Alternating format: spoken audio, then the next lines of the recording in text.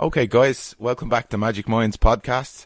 Today I am joined by a special guest by the name of Sacha Dekker. Sacha, welcome to Magic Minds. Thank you so much, Matt. I am absolutely delighted to have you here. You're very kind. Thank you. Come here, guys. The reason I've asked Sacha to come on the show today was because she has an amazing story. Not only was she extremely successful before her injury, but she was also extremely successful after. Sacha had an injury in 2015. She had an acquired brain injury. Sacha will get into the details of that and how that impacted on her life. But I want her to tell us the whole story, the before and after, and how amazing her life is. Here we're at Magic Minds. We're about inspiration, motivation, education. So I'm absolutely delighted. I can't wait to get stuck into this. Thank you. I'm really pleased to be here. Thanks for inviting me. You're very welcome. You're very welcome. Look, I always start with a bio. I only have one fool's cap book to get it all in here. Jesus, you're some woman. You are some woman. Oh, gosh. You're raising the bar here, Matt. No, you should be wearing a superhero outfit or something. Like, let's start, right? So you were with Shell. Yeah. You were learning and development manager with those guys. Yeah. You worked for LinkedIn. Yeah. Head of sales manager. Effectiveness. Yeah, so training salespeople to sell even more. Yeah. Sell. All of it. You're a senior director with Oracle, learning development as well again. Yes. You speak 4 languages? I do. I'm Dutch by birth. That's where I spend the majority of my life. And of course, as a Dutch person, no one else in the world speaks Dutch, so you have to learn all the languages. Okay. So I speak French and German, and then I have a master's degree in English language and culture, and then 6 years ago moved to Ireland. And now you're speaking Ireland's language. There you go. The next one is interests me. You've got 2 awards. One's for effective sales and the other Rockstar. What's the story with the Rockstar? So in LinkedIn, there was a group of salespeople who every quarter used to vote for the Rockstar of the quarter. So it's still a sales thing. It's nothing musical. I'm not a rock star, but at that time I was their Rockstar. You've got the fanciest cane I've ever seen. The giraffe cane, so you look like a rock star. Well, thank you. You see, the thing is that as you grow older, I just had my birthday, I find I can still party like a rock star. Yeah. I kind of can't recover like one anymore. Oh, no. Yeah, me too. I'm getting a bit old for all that carry on. There you go. You're also, something that you're really motivated is your coaching. I got that from I watched the video, and I'll put the video up on the link for after this. Leadership, public speaking, and motivational speaking. That's something you're really passionate about. No, I am. Like, the whole story of me, the journey that I've been on that we'll be talking about, like, I want something good to come out of that. Like, my life has changed forever. I've lost things. I've also gained a lot of things. And I want people, if someone can get some kind of motivation or inspiration out of what happened to me, it makes it more towards worth it. Okay. It had a meaning then, a purpose. Wow. It's amazing. So look, can you give us a bit of a history, to how you became this superhero? How did you get into the chasing villains, so to speak? Your history before your injury. My history before my injury. So again, born and raised in the Netherlands, in a tiny village about 50 kilometers north of Amsterdam, for those of you who've been to the Netherlands. Went to university, got a degree in English language and culture with the idea of going into communications. And actually I went into sales. My dad was a salesman, and so it made perfect sense. But then my big calling turned out to be learning and development, helping other people to reach their maximum potential. That has always been the core of me, to be able to see people get their aha moment and go, I helped facilitate that. I helped you get there. To see people grow, I think there's nothing more beautiful in life like that. And so I worked for Shell, different parts of the organization, spent 9 months in Cape Town, setting up the customer service center, an amazing time there. And actually that went back to one of my passions. So I felt that there was so much good there that I got because I was working for Shell. Like, I had this very privileged life. And so I desperately wanted to give back. And so on Saturdays, I taught English in Khayelitsha, which is the biggest township in Cape Town. Okay. So I did that for a while, then went into learning and development and found my niche. So I did that for Shell. At some point, it was just time for me to go. I got approached by LinkedIn, who said, hey, would you like to come and live in Dublin and start our sales enablement function? They poached you. They did, which was nice. It's always nice to be wanted and go, yay. That's nice. So I did that for LinkedIn, and then life changed. Okay. And so then I went into hospital back in 2015. Yeah. So in 2015, that's when your injury happened, or your acquired brain injury. Can you talk me through that period of your life, how it all built up and kicked off for you? Yeah. So we need to go back in time for a bit. Okay. So it's January 2009. Right. And I'm having a really good life. I just bought a house in Rotterdam. Mm-hmm. I'm having amazing friends. I'm traveling the world for Shell. All is good. And then my dad is diagnosed with cancer and dies within 7 days of that diagnosis. Wow. And so on the 14th of January 2009, some dates are with you forever. Yeah. My brother and I are looking into music for the funeral. And as we're doing that, I get this overwhelmingly weird feeling. I'm feeling very woozy. But of course, like my dad's dying, I was a massive daddy's girl, so this must be stress. In the weeks and months after this, that weird feeling comes back. It just overwhelms me at times, and I have no idea what it is until I finally decide to see a doctor, assuming that she's going to say, oh, it's stress. She doesn't. She says, Sacha, you need to see a neurologist. So I do. And I have to say, this was probably, by this neurologist, one of the best expectation management I've ever seen. She said, okay, looking at what I'm currently telling from the tests, the superficial tests that I've run you through, this is either a tumor, an aneurysm, or epilepsy. Okay. And all of a sudden, epilepsy doesn't sound so bad compared to the other two. So it's okay. This is what you could have won. That's it. All right, gotcha. If this is epilepsy, I'll be doing a happy dance here. Yeah, she delivered and so you. it was epilepsy. It was what we call silent seizures. So at the time, I was already in learning and development, and I've had times where I've stood in front of 200 people facilitating a learning session, having 5 seizures in 15 minutes. And nobody would notice. I wouldn't stop talking. I wouldn't stare. I'd notice. Like weirdness, thinking I was going to pee my pants, which fortunately never happened. Whoa. Feeling that I couldn't swallow, and then sweat attacks. But people wouldn't see that, but I'd be like, okay, not good. Keep talking? You just do. Just do. That's a choice. Again, because we've had trainees here, and they've got is it like the aura? Have you? Oh, totally. Yeah, it's an aura. So it's the aura. There's no tonic-clonic seizures. It's just the aura. Yeah. Gotcha. I decided very consciously that I was not going to let the epilepsy influence my life to the point where I couldn't do things. So I still got on every plane, did every single training, all good. However, over time, what was happening is that my visual memory got impacted. So I'd be working with people for, say, a full week, see them 2 weeks later, and I wouldn't recognize them. I wouldn't recognize places. I wouldn't recognize people. Now, if they told me what training they were in, I would instantly place them. It's just the visual part was nothing for me anymore. And so together with my neurologist, by this time I was living in Ireland, he was like, you know what? Actually, you need to start considering neurosurgery. Okay. And that is a scary, scary word. Because while we're all hoping for a bit of Grey's Anatomy, really your mind goes to, this is brain surgery. That's scary stuff. Absolutely. Yeah. Can I ask you a question before we... and I thought of this when I seen your video. You talked about the visual memory. Yeah. How did you compensate? What strategies did you use to support you around that? Good question. So say I would, someone would see me and they go, oh my God, Sacha, it's so good to see you. My question would always be, how have you been since the last time we talked?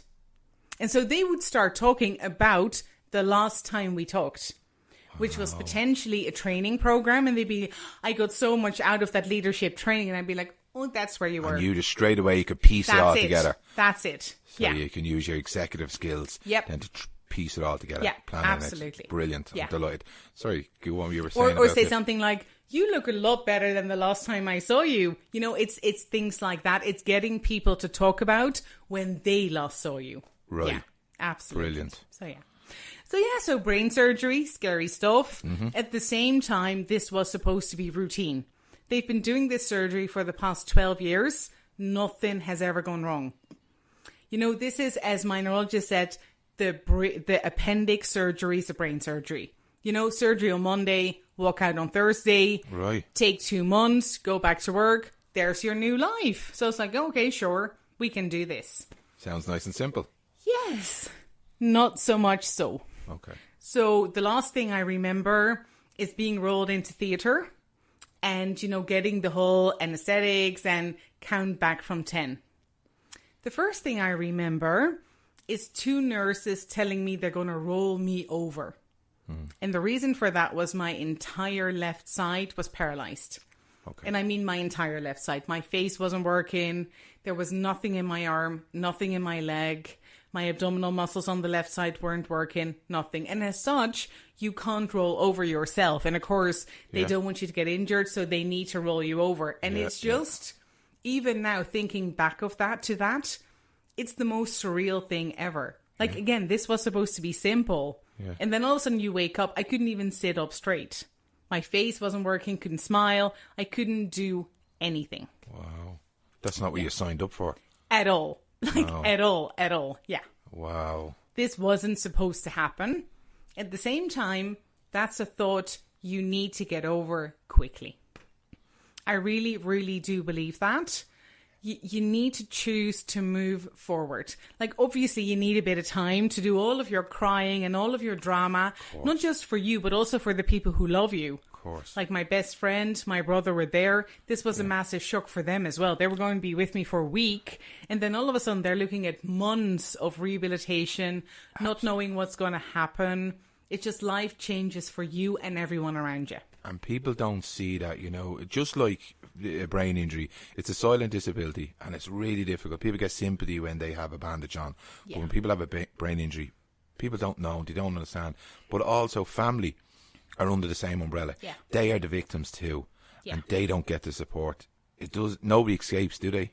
No, absolutely not. And again, they all lived in the Netherlands, so they all had to keep traveling back and forth, and they've been amazing. Yeah. Like, my friends came up with the schedule so that I'd never had to be without one of them for more than 2 weekends in a row. And then, of course, I had my friends here in Ireland, but it's been a strain on them as well. And they've really pulled through. Like, the whole saying of you get to know people when you go through something like this. Yeah. Absolutely, you do.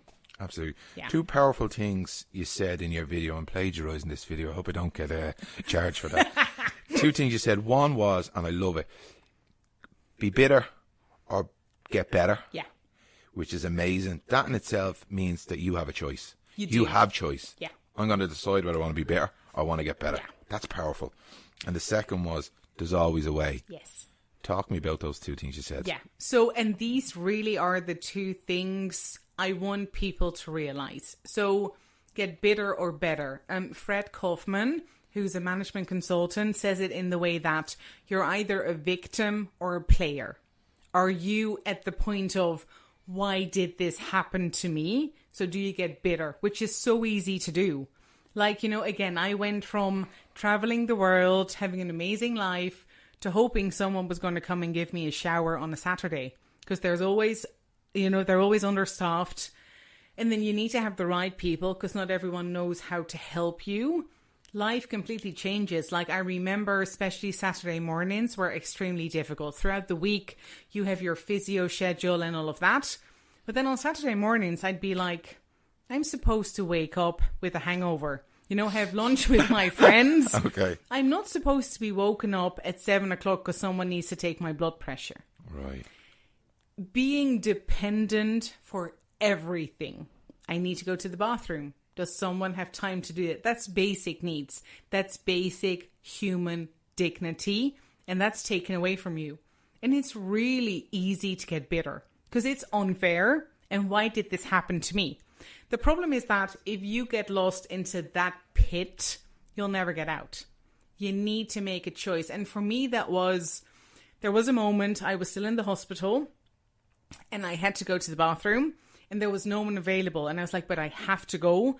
So I'm going to do it by myself. And I'd never done that. Okay. So I got myself into the bathroom. And as I'm trying to get from the wheelchair onto the toilet, I lose my balance. And so I find myself on the floor of a bathroom which is never clean, let's be honest. No. And I couldn't get up. And I'm there. And I have my pants on my ankles, and I'm there, and I can't get up. Okay. And it was a low, low, low point. And that's for me when I was like, okay, I need to make a choice here. Am I going to get better? Am I going to get out of this and go, okay, so I did something wrong in transferring from the wheelchair to the toilet. What do I need to do better next time? Or am I going to go into, this isn't fair, I never want to do this again, I'll stay in the wheelchair forever. It's a choice. Resilience is a choice. Wow. It's a coincidence you were talking about it. Last week I was talking to Maeve Nolan, the clinical psychologist, and she was talking about, when people are, disability, and it's about building the resilience. People can slip into the thoughts of, is it depression, is it anxiety? And I'm not saying people don't have that, but again, it's about the building your resilience. Yeah. And it's interesting that you tap on that. I just want to get a picture. And I was listening to your video, and you were talking about, the different points in your life that impact you, and the way some people might be crushed by that. You talked about that your marriage broke up. How did that impact you as well, on top of everything? Oh, that wasn't during this. My marriage broke up years ago. Yeah. Okay. Yeah. So so I think what I was trying to say very much is that I would have said that I was resilient before this happened. Like I've had a lot going on in my life, struggling childhood, difficult mother, a marriage broke up, 3 failed IVFs. My father died when I was holding his hand, all of that. Yeah, that's what I'm trying to get at. Absolutely. But there is nothing that prepares you for the dependency that I just talked about. But even before, as a child, I think I knew that crying over things, which is something you have to do. Like for me, resilience is acknowledging your emotions, the good ones and the bad ones, but not letting them control you.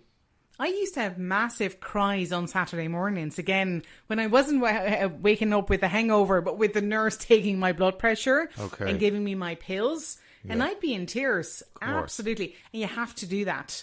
Because all of the research is showing that people who don't tap into all of their emotions and are just putting up a happy face if they're not feeling that are actually more prone to depression than people who acknowledge their feelings. It's okay to have a good big old cry. It's okay to have a pity party. It's about snapping out of it. Yeah. It's about being able to say, okay, I've had my cry. I felt shitty. Now how am I going to move on? What is the next step? And that is a choice. Again, I truly, truly believe that. You have a choice between wallowing and staying in that. Why isn't life giving me a break? You know what? Life isn't giving you a break because you're not taking the break. Fortune favours those who are already on the dance floor. I really do believe that. That's a great saying. You said there that nothing prepares you for that independence. I don't know. The way I see it is, you've been building skills by all those things that has happened to you.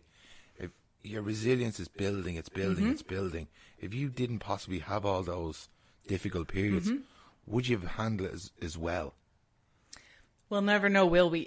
Yeah, it's just like, suppose the poison was 3 men frozen. No, but listen, it's a good question. I absolutely believe that. So partly I believe that the universe never gives you more than you can handle. Okay. I also absolutely believe that I was more resilient going into this than if I would have had a smooth sailing through life. Yes, there's no doubt about that. Yeah. Wow, that's inspirational. Absolutely unbelievable. Yeah, so you talked about the visual memory stuff that you had difficulties with after the brain injury. What other kind of deficits did you experience? Cognitive-wise, as in your thinking skills, or? None.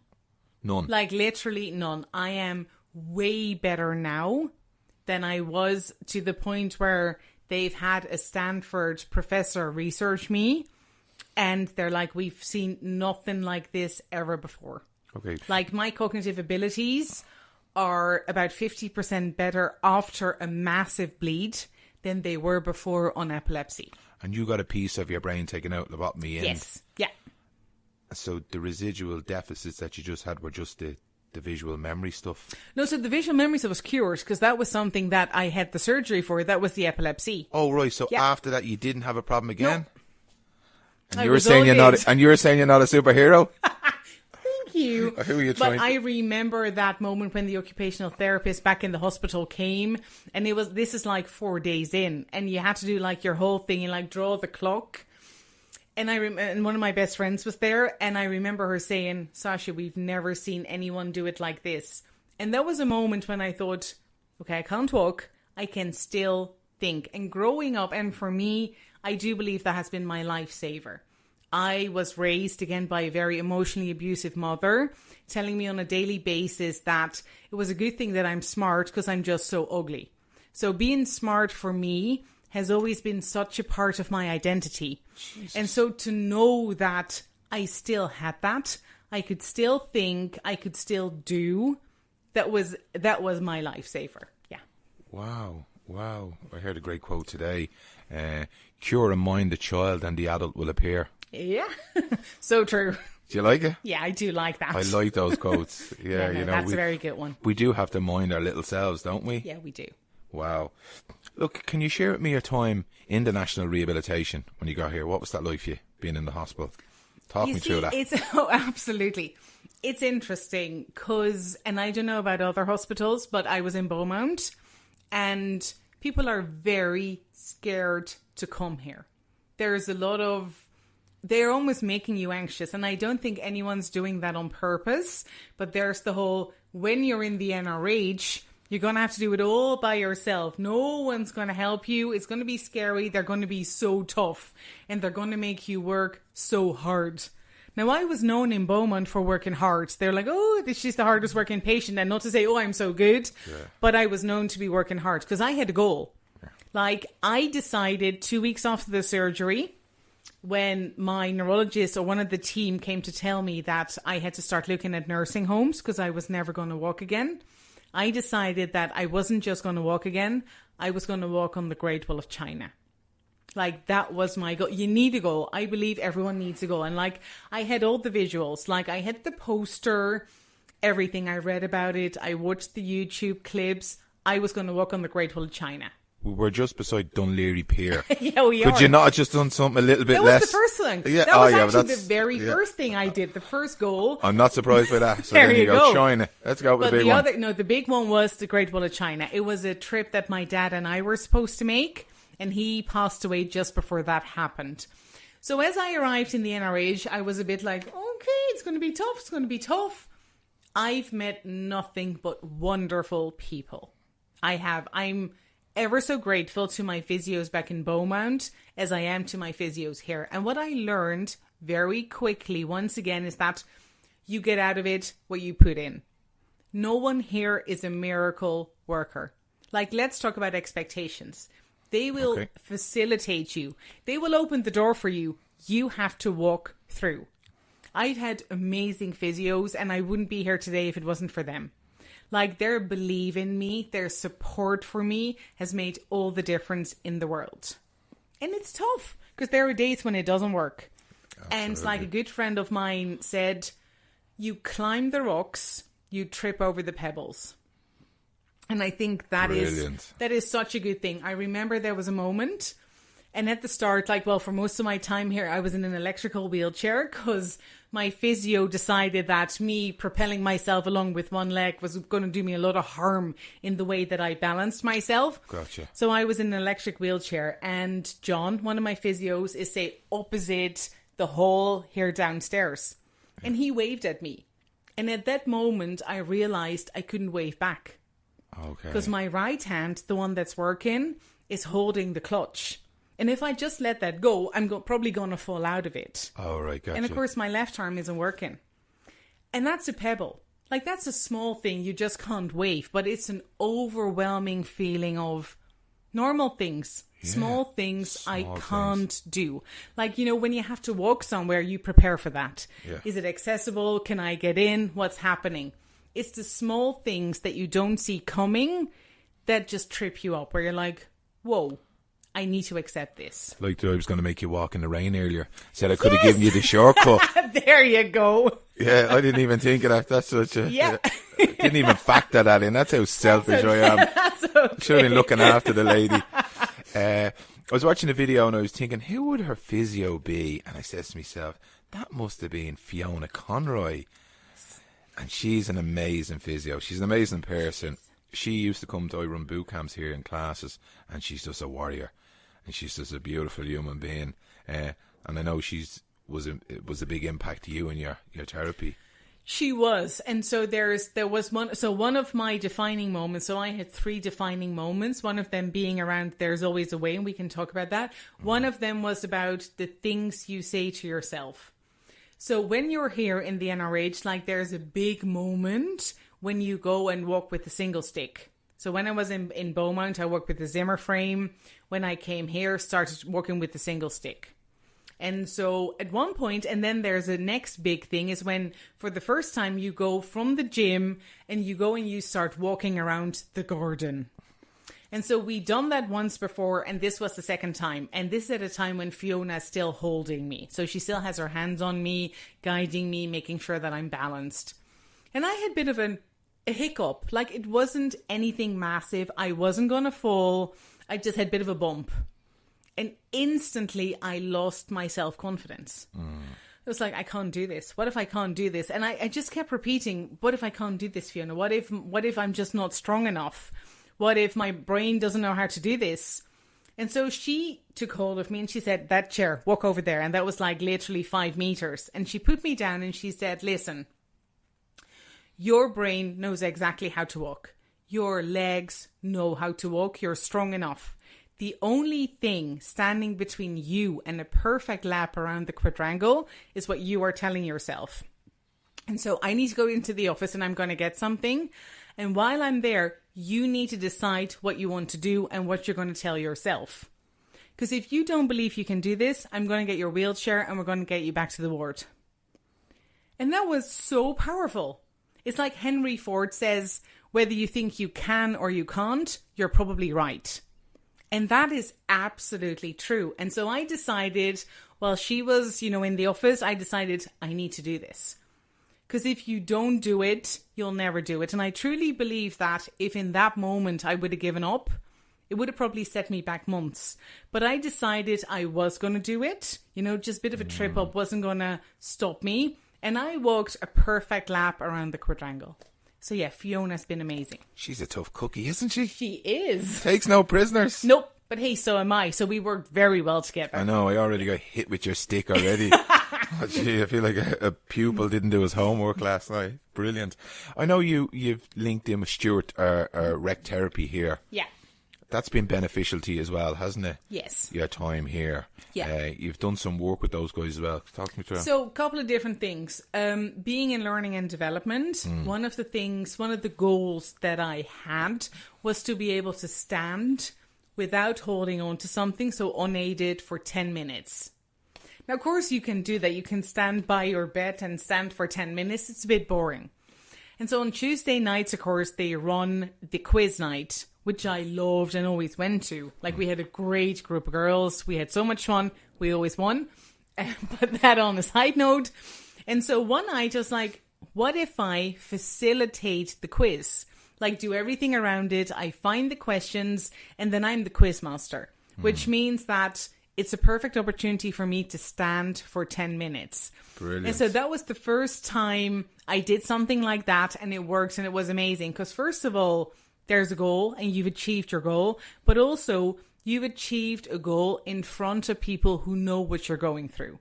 Like that support system, people giving you a round of applause because they know how tough it is to achieve those goals, to get to where you want to go, how much pain and effort it takes. That was huge.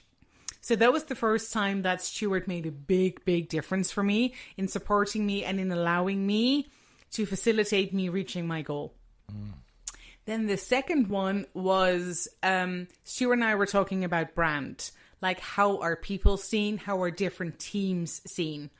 And so he's telling me about that. And all of a sudden, like this light bulb that you see in cartoons, I was like, I can do this. I can help here.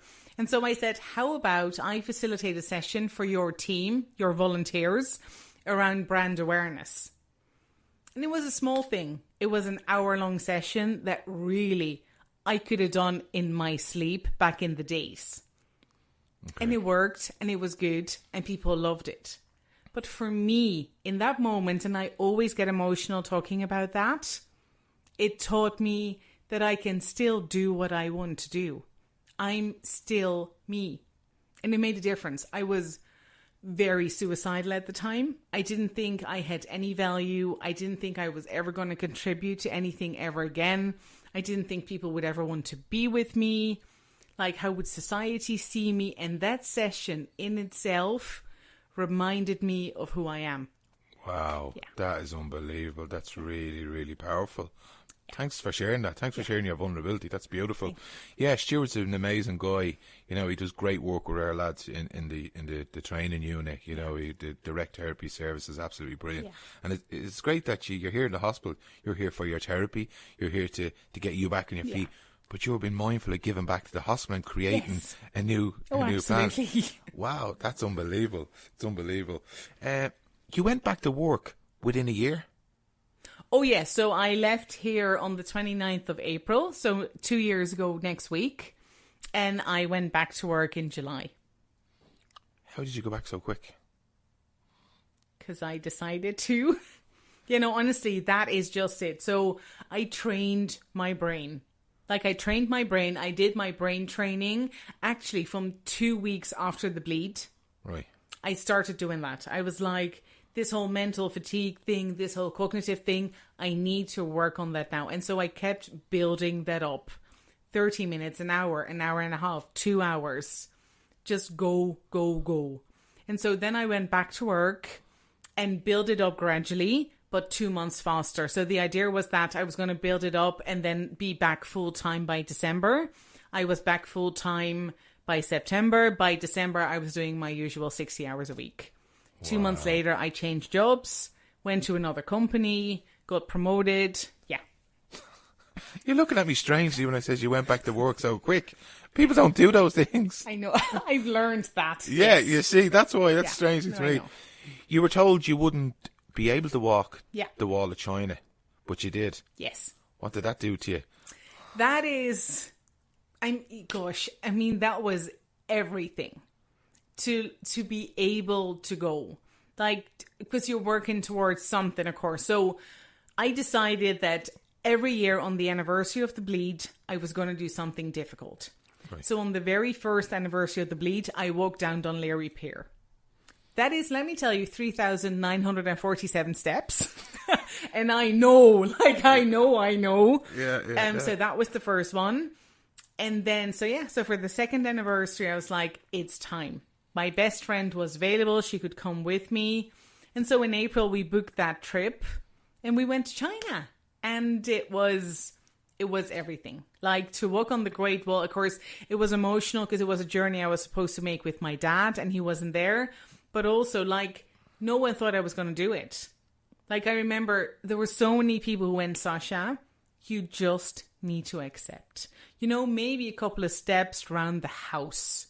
Maybe, like, my goal here, and again, people have been amazing, but my goal getting out of here was doing 10 meters outside, 50 meters inside. Okay. A year later, I worked on the Great Wall of China, which is insanely steep, let me tell you, very uneven and with loads and loads of stairs.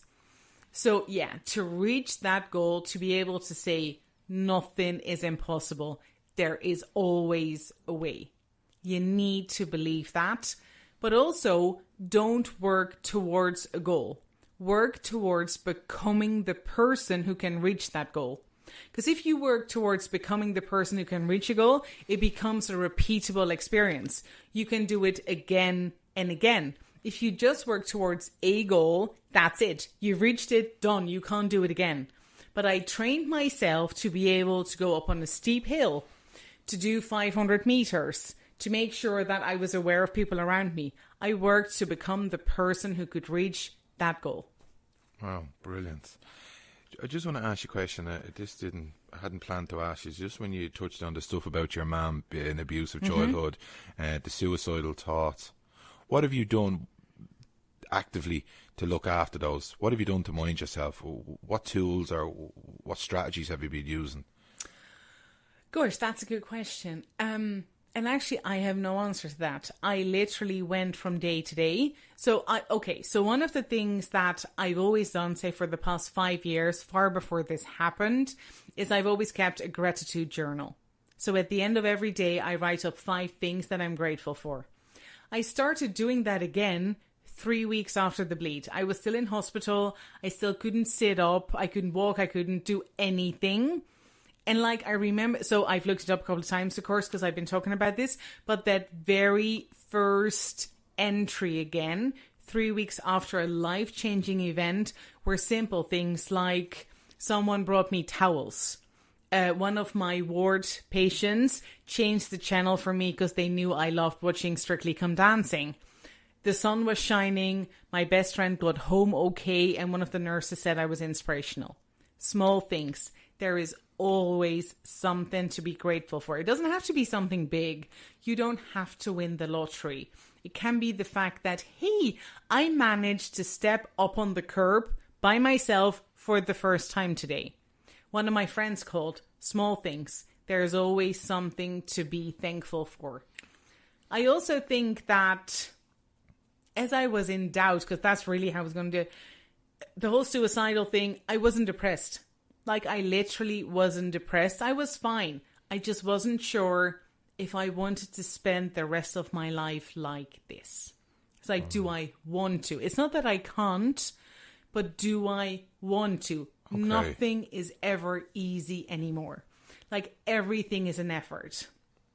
And it was by proving myself that it was possible, that I could do it. Like, I still travel loads. Ever since this happened and since I went back to work, I've been to 16 different airports. Wow. Like, I travel the world. And there are moments when that's really tough. I remember traveling to Malaga for the first time, which is where Oracle has an office. And I know special assistants, well, in 16 different airports. And let me tell you, some are good, some not so much. So in Malaga airports, and so in airports, I'm in a wheelchair. And there's a little ramp that goes downstairs. And the special services lady lets go of the wheelchair. And so the wheelchair goes down the ramp. And when a wheelchair goes, it goes. Oh, it picks up speed. And it's absolutely... And it's so interesting how quickly you can think. Because my first thought is, I need to stretch my good leg. But instantly I know if I do that, I'll flip backwards. Okay, can I put it on the floor? I'll flip forwards.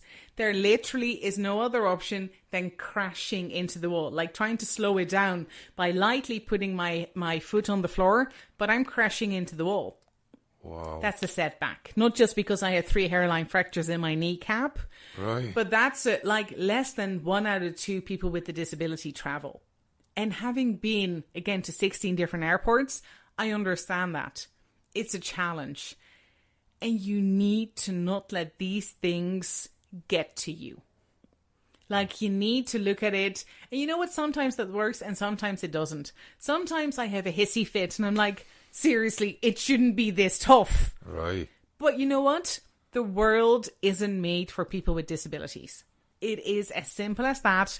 And you can get angry about that. And sometimes you should. And you should try and make a difference and try and point it out to people. And then you need to do what you want to do. Yeah. Sometimes it doesn't work. That's a powerful statement. And that leads me on to my next kind of interest was, you just talked about there, people with a disability and returning to work. You went back to work. Can you talk me through, fairness and equality and like people similar to yourself with disability return to work? What was that like for you? Did you experience any difficulty around fairness and equality? And my return to work was horrific. And it's probably the biggest reason why I changed companies. Oh, okay. It was horrible. Like, I had the senior HR director look at me and say, disabilities are not a priority for us. And from one of the cool Silicon Valley startups, wow, that's not what you expect. Now, fortunately, I had an amazing facilities manager who really made an effort to ensure that I was good. I had the right chair, all of that, close to everything. So that's great. But moving to Oracle has been an amazing career change just from a career point of view. but also just from it, and again, just being me. What I really liked actually is that my manager is in the US. Nobody saw me during the interview process. Like, it was all over the phone, webcast, things like that. Which really made me feel that I was hired for me. Like, I'm not the pity hire. I'm hired for my expertise and my brain. And that is absolutely brilliant, and I love that.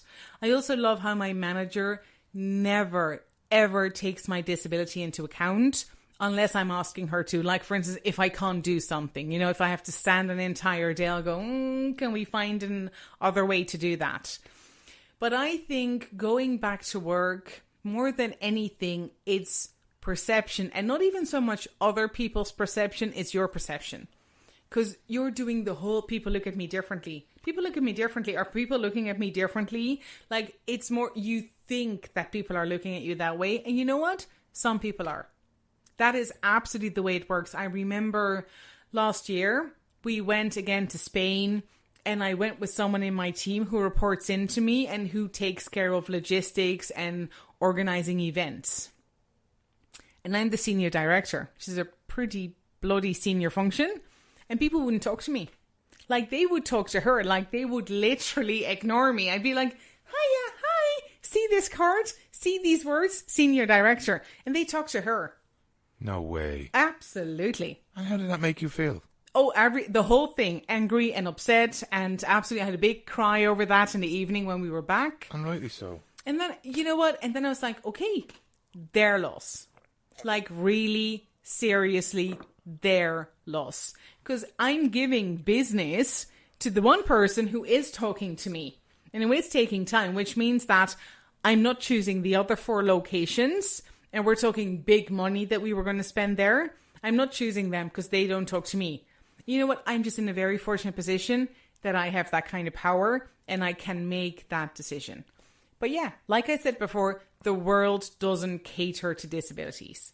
So what advice would you give to somebody in a position that you're in? You know, what would you say to them? I think 2 things.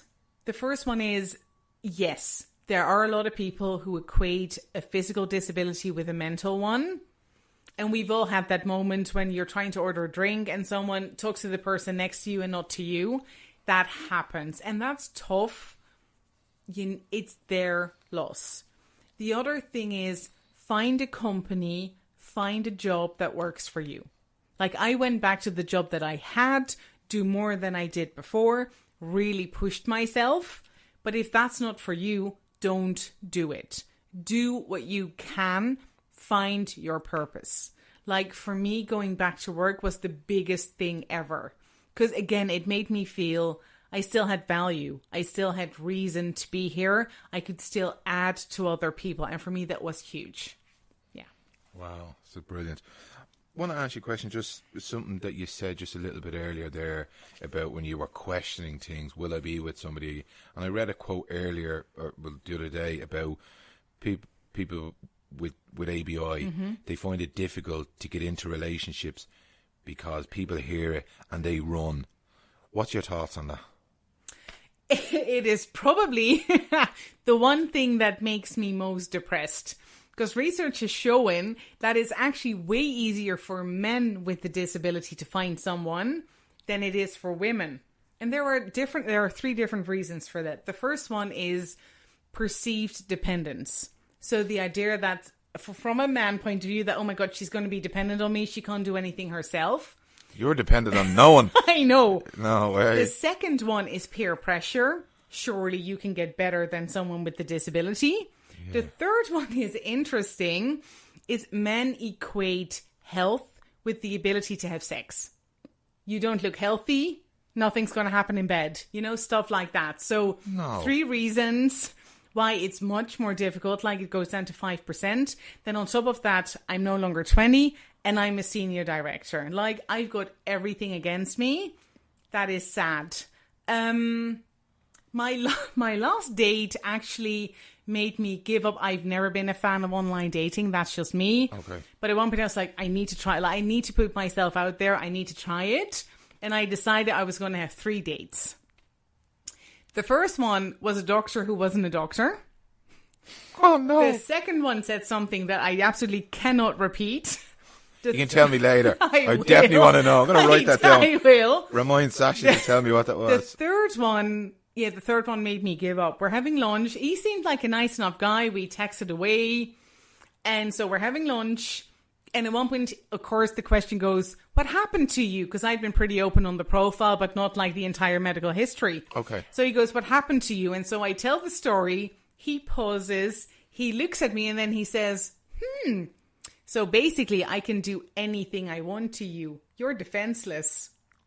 You're joking. And it freaked me out. I was just sitting there and he goes, joke. And I was like, no, dude, the fact that something like that comes up, that you would say something like that, I'm going to run. Like, I'll pay my part of the bill, I'm running. And as far as I can run, I got out of there. Like, it was... Why would a human being say that to another person? Yeah. What is wrong with him? Yeah. So, yeah. You know what? Fair is fair. It's not sexy. It's just the way it is. It's That's unbelievable. Not, yeah. So yeah, no, it's a difficult thing, I think. Yeah, absolutely. It must be so difficult. And as your man said, you know, on the article, he says when people hear about it, they just... Yeah, like, because people don't know what to do with it. They don't know what's going on under the hood. They don't know, is she...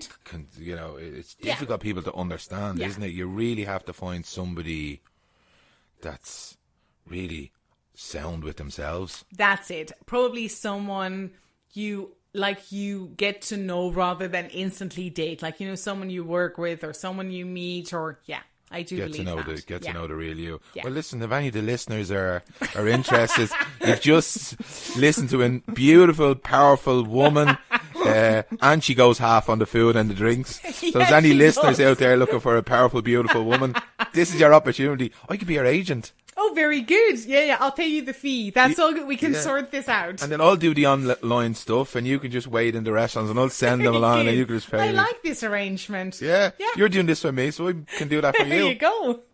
Thanks. Question for you. Who are your inspirations? I know your friend is a huge, huge part of your life. Yeah. And I love their story. Would she be one of them? From an inspirational point of view, my dad. Okay. Like, my dad was such an amazing man. The things that he taught me will be with me forever. Simple things like, indeed, you only get out of it as much as you put into it. If you only give it half your time, you'll only get half the result. Absolutely. Things like that. But also simple things like you treat the CEO in the same way that you treat the cleaning lady. And like, that is one of my core values. And I really believe that. I believe that you get out of the universe what you put into it. I believe in kindness so I have been raised to be the best I can be. By your dad. Yeah. You talked about your friend and it was interesting what she said to you, or what you said. She always seems to say the right thing at the right time. Yeah. Like, give us that quote she says again. So that's it. My best friend, I've known her for 23 years. Mm-hmm. She is an amazing woman. And she absolutely always says the right things at the right time. And that can be, like, I remember when I went back to driving. And of course, again, big thing, because I kept half of taxi drive in Dublin in business. And so getting that again, that another big step into independence, getting that back. But it's also a bit scary. Of course. And so I remember Esther saying, hey, remember when you just started driving, like, way back when you were 18? She was like, you instantly knew how to drive. You just did it. I was never like that. And you know what? Whether she meant it or not, and she did, it gave me confidence. Like, she could have said, sure, you can do it. But the fact that she used that quote, she went back to another time when I had to do something that I was afraid of. It made a difference because I was like, oh, yeah, that's true. I was always good at that. Let's go for it. And so when I went back, so when I was released from the NRH, discharged, I always say released into the wild. When I was released into the wild, I went to the Netherlands to live with her for 6 weeks. Yeah. And it was a brilliant time because I could, like, practice being independent by myself during the day because she was working. But I always know that she was going to be back in the evening. So if anything would happen or if I would fall, she'd only be like 5 minutes away. So that was perfect. But of course, like with everything, at some point, you have to go home. And I was postponing that. And at one point, it had to happen. I had a date to go back to work. I want to do it. And I was like, I need to go home. And so in my very first week back home, my biggest fear came true. I fell. I was walking back to the chair and I never knew what happened, which was so frustrating, but I fell. And so I found myself on the floor and I realized not to panic because like panic is your biggest enemy always. And so the first thing that came to mind is I need to call Esther. She'll know what to tell me. And of course, like she was shaken up as well, but she knew how to hide that so well. And so she went, okay, do you know how to get up? And I was, yeah, I do. And she goes, talk me through it. And the fact that she was so calm and so, you know, systematic, like, okay, talk me through what you're going to do. Help me organize my mind. This is what I'm going to do. This is how I'm going to do. And she was like, and then when you sit on the sofa, when you're there, you're going to call me back. If that's not within 10 minutes, I will call you. And it was just brilliant. Like the fact that she has done that she always does that. She's there for me.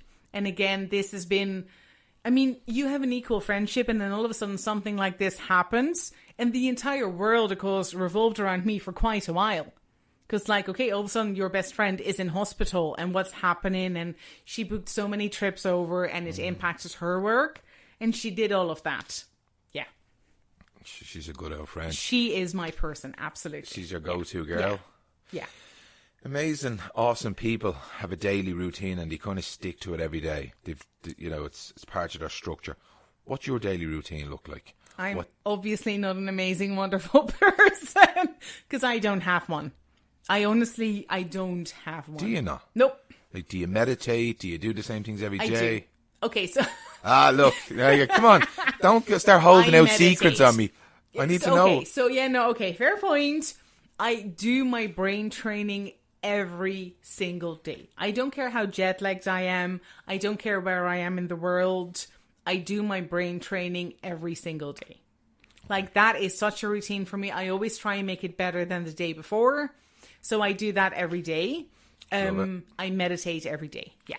You do your gratuity. Do you still practice that? Yeah. At the end of every day, like it's on my nightstand, I still write up 5 things that I'm grateful for, and I give thanks to the universe. Yeah. Yeah. So push out that positive energy and get it back? Yeah, absolutely. Yeah. We just talked earlier about books. What books are you reading at the moment, or what books do you recommend to people? Gosh, good question. I remember... So for a long time, I wasn't able to read. So I have, in very fancy medical terms, a left upper superior quadrantonopia. What that means, wow. It took me a long time to be able to pronounce that. Yeah. Very proud. What that means is that while my eyes are perfect, like I have 20/20 vision, my brain doesn't register what's happening in the upper left side of my brain. Yeah. And so reading was very tiring for a long time. And again, I pushed myself. And Men's Search for Meaning was the first book I read. Now, it's a heavy book. It's about concentration camps. It's about Auschwitz.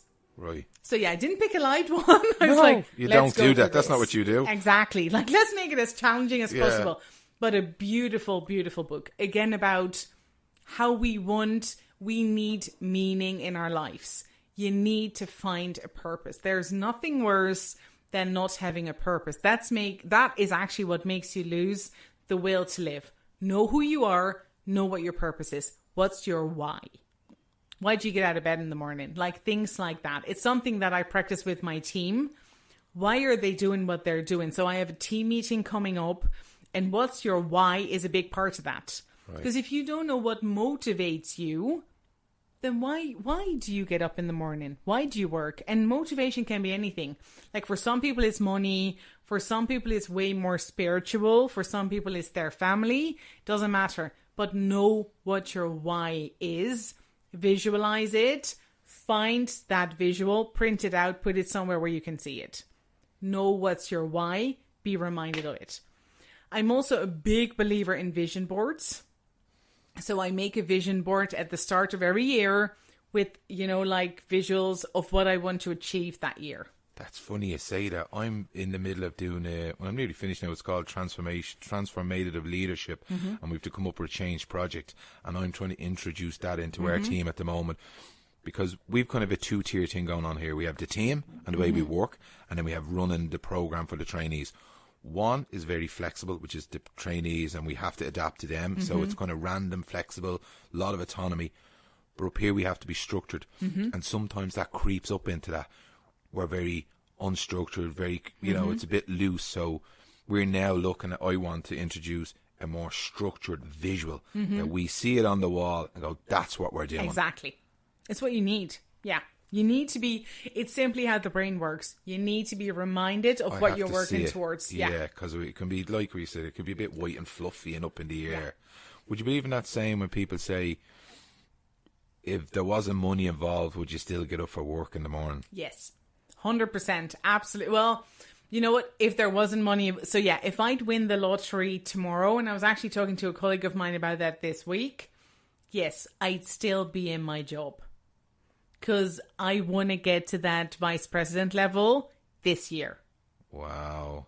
In all of the Forbes 500 companies together, there are 23 vice presidents or up with the visible disability. There are no role models. If I have the opportunity to be one, to get there, to show that it can be done, I will do that. No better woman. Thank you. I'd have to say, if I wasn't paid for this job, I'd come in. I came here in 2013 and I've grown as a human, as a person, as a man. It's been a huge growth for me. It's a great place to work. So any other books other than that one? Men's Search for Meaning. Just books around happiness, happy little things, loads around gratitude. Because again, I think that is so important. Look at what you have. Don't look at what you don't have. The appreciation. Yes. We tend to jump over to the negatives. Things are not going so great. Yeah. Or, I wish I had this. Of course we do. You know what? If someone would give me a pill and I'd be working perfectly again tomorrow and functioning, hell yes, I take that. Give me that. But you know what? It isn't going to happen. So am I going to stay in my, it's not fair? Or am I going to go, this is life now, and I'm going to make the bloody best out of it? Every single day, I choose better over bitter. Better over bitter. I love that one.